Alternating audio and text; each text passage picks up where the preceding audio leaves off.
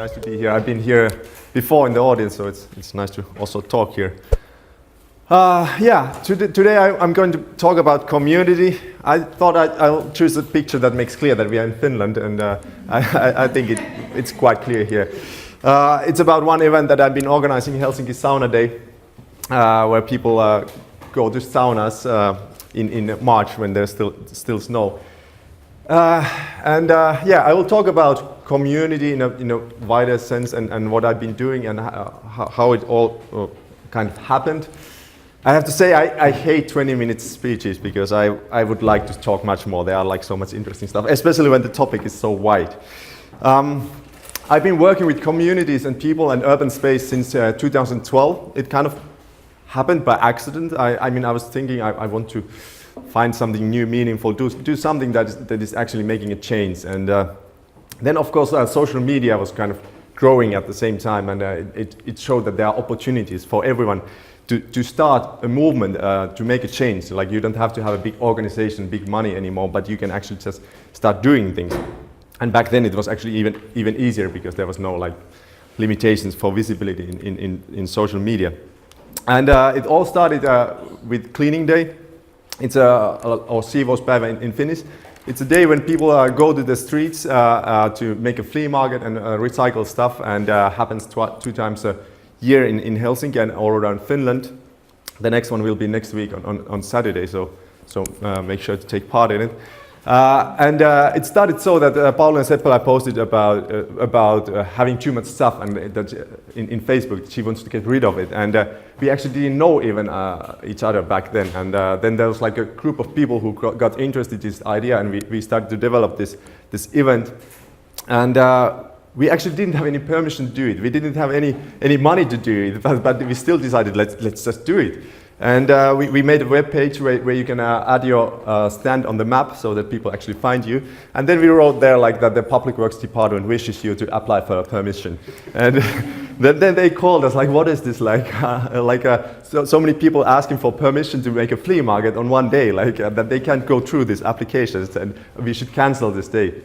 And we said like, no, we are not going to cancel it. It will be fine. And of course, they were really worried that it will be a disaster, like thousands of people going to the streets with their stuff, and like they will leave it there. And we said like, no problem. Like, we will do it together with the people. We will we will make sure that they get this message. Like, the city belongs to us. Like, when we do it together, when you go to the streets, then like take care of your mess. And when the first event happened, I went to Karhupuisto in Kallio, and it was full of people, and I thought, okay, it was a bad idea. Like, it will be a mess. But when I went there back in the evening, it was like totally clean. It was more clean than normally. Like, there was like not a single piece of trash. So actually everything went fine. And then they called us and said like, yeah, it went fine as you said, and now we have to make it kind of official, because otherwise all the people would hate the city, like not letting this thing happen. And since then it has been organized twice a year, and it has also got some funding, some private sponsors which fit to this team, and so now it's still going on twice a year. And it's not just about like having a flea market, but it's also like having fun, meeting your friends, meeting strangers, making a kind of carnival. Like, there are people having picnics, and then for example, these people, they have their picnic and their stuff in front of them that they are selling at the same time. So it's not actually like the main thing to sell it. And there are like children also, like a lot of elderly people. So it's not just like some for young hipsters or something like that. And this is also what I always like to think, that I make events and like projects for everyone, not just like for a certain group of people. Well, after that, we actually founded an association to make different kind of things related to this community theme. And then we thought, okay, we could like celebrate the birthday of Helsinki somehow, 12th of June, and like how could we do it? And okay, it's like a birthday. You usually eat something, like here today also, and let's make a huge communal dinner. Like, let's put the table for 1,000 people to Esplanade, close the street, and everyone bring their own food. And we proposed it to the city, and they liked the idea. All the security people didn't like the idea. and they were like, could you just like go to this park that is next to it? And I was like, come on, like people are having a picnic in this park every day. Like, what's the thing? Like, have a picnic again there? Like, no one would be interested. And so then I asked, like, well, why couldn't we do it? And someone said, like, the cars, like ambulances, they have to go through that way, so you can't like block it with the table. And I said, like, okay, if we make a hole, like 3 meters hole in the table, is it fine then? Well, actually, it is fine. so suddenly, like, there were actually no problems to do it, and then we did it. It was hugely popular. It was like fully booked in 2.5 minutes. It was for free for people, but all they got was just a seat. Like, so they brought all the stuff, food with them, and of course it was really hard to like make people understand what it's all about, this event. And then we chose to use this painting of Renoir as like as an image when we were marketing it, and it kind of went quite well. Like it's always the problem when you're creating something totally new and you don't have any like kind of picture material, how to make people understand how it works. And yeah, it worked really well. This is how Esplanade looks normally, and this is how it was during the day. So it's quite big difference. And even though it was quite rainy day, about 80% of the people came to this event. It was still raining like 1 hour before the event started.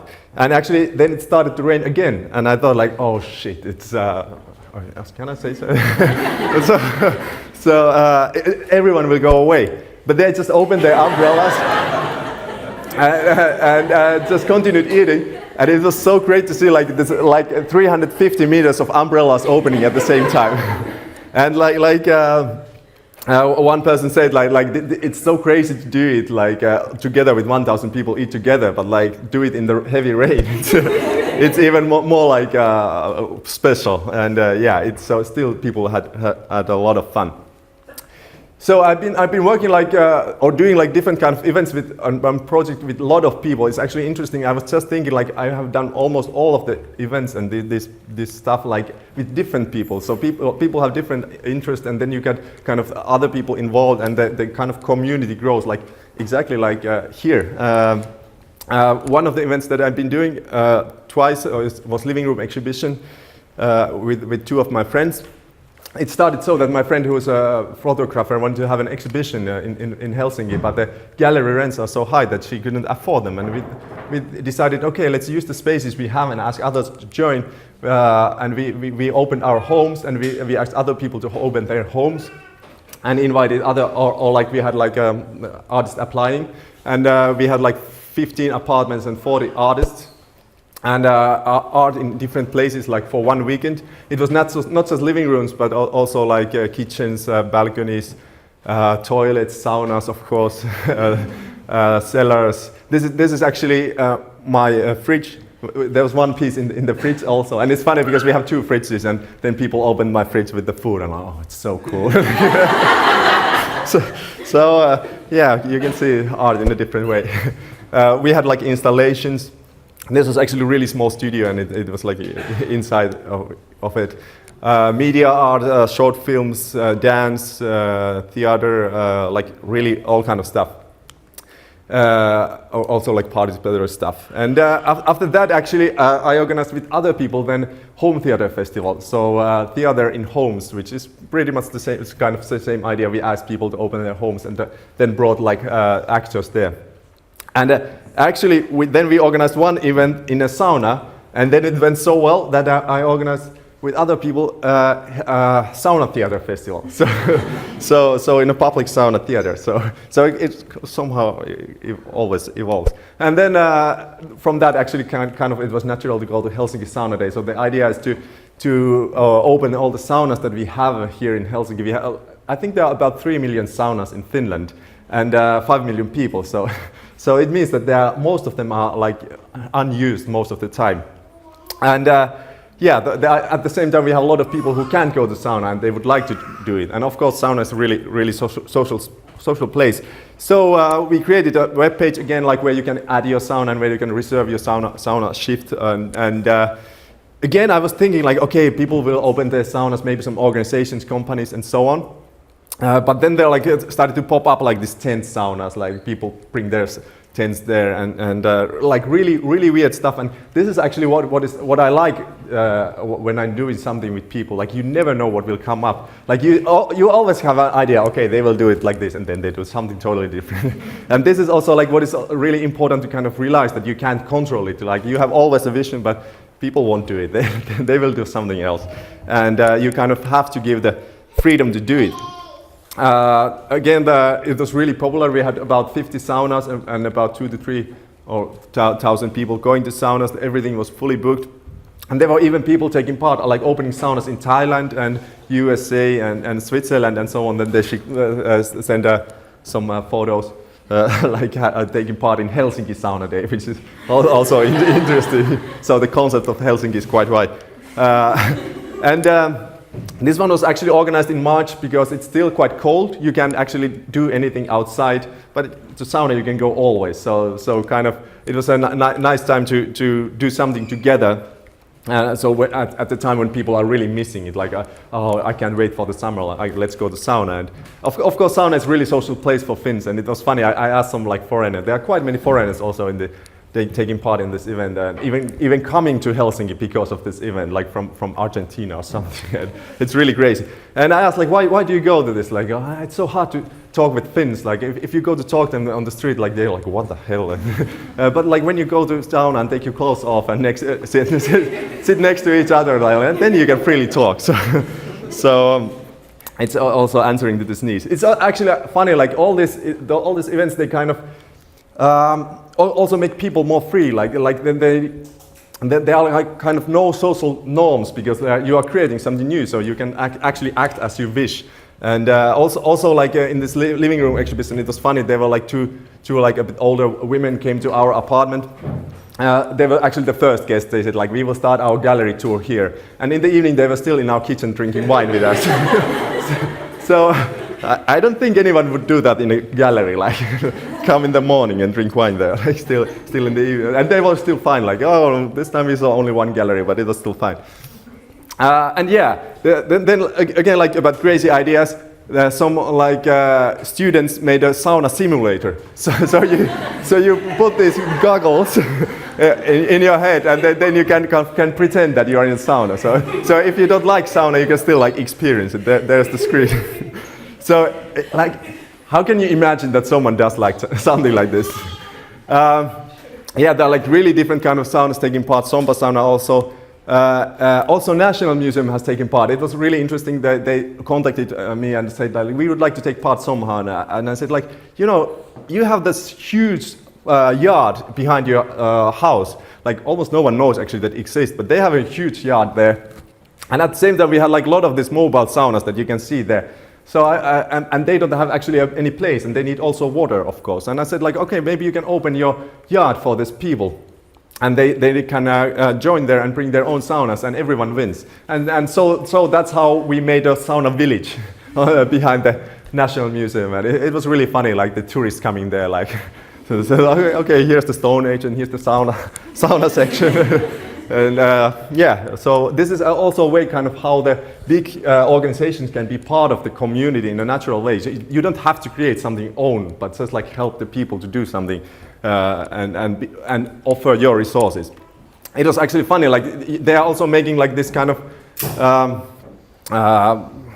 rasuimatto. I have no idea what that's in English, but like this carpets from the leftovers. And I knew that they have a lot of them, and like this year they had also like them like all around the place, because someone was complaining that it's getting too, like the sand is not nice. So they used actually the carpets that were made there in the National Museum. Okay, some more flea market stuff. I live on the street, Aleksis Kivenkatu. It's in kind of Vallila, Kallio, close to Sörnäinen metro station, and there's like a small park called Dallapen Puisto.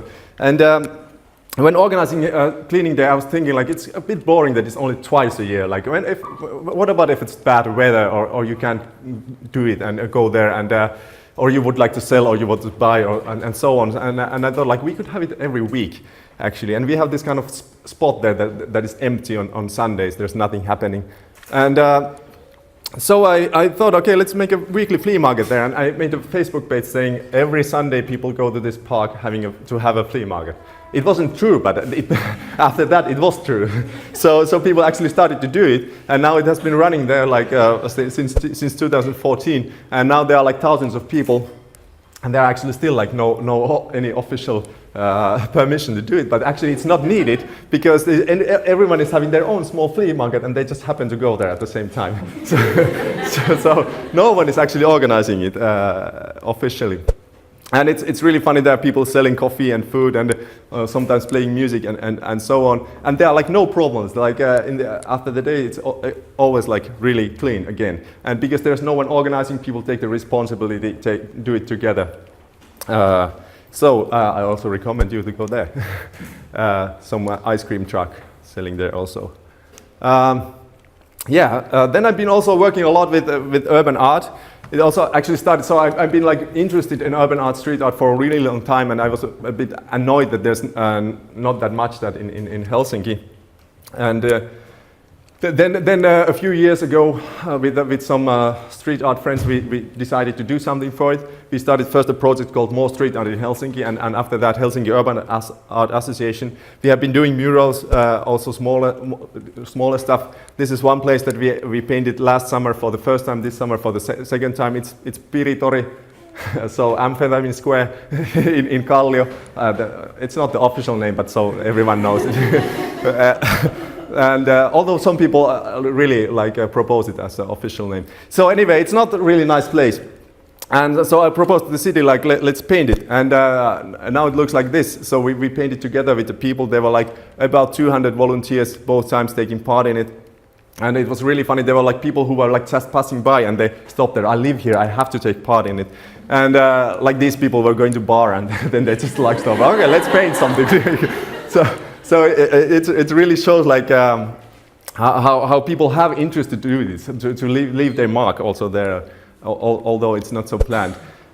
This is another big project we have been doing, Pasila Street Art District. If you know Eastern Pasila, it's quite grey, as you can see in this picture. And I've been thinking for many years, like this should be full of street art because we have so many walls there. And last year we started a project where we have been painting about 40 pieces now there, and it's kind of changed quite a lot, and there are like a lot of smaller stuff. Like again, like this wall, like it looks like just grey wall, a bit boring, but you can actually also paint that. You don't have to always make big stuff, and this is next to the main library there. Then I've been also part of Kallio movement. Kallio Liike, oh, it's getting hard, I have to breathe a bit. Kallio movement, the biggest thing is of course Kallio Block Party.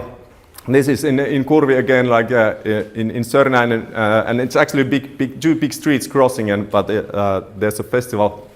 And it's organized by hundreds of volunteers, and it's with really low budget and totally voluntarily.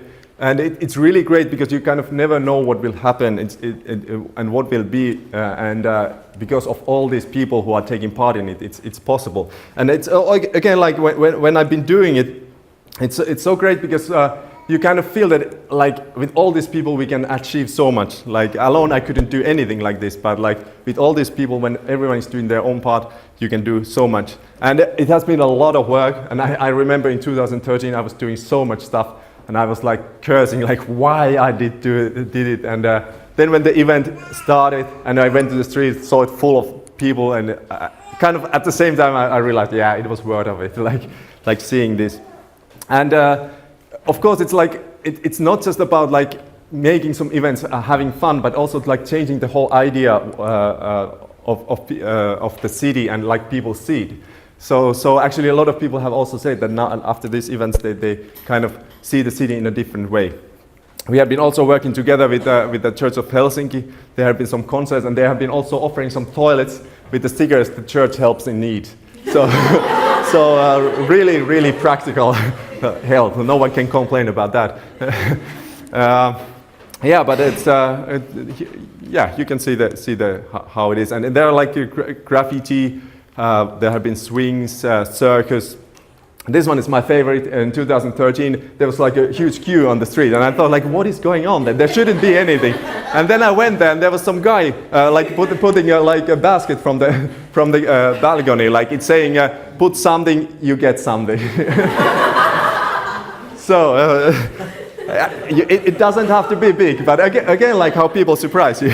And I'm still annoyed that I don't know what he was putting there because I didn't have time to stop there.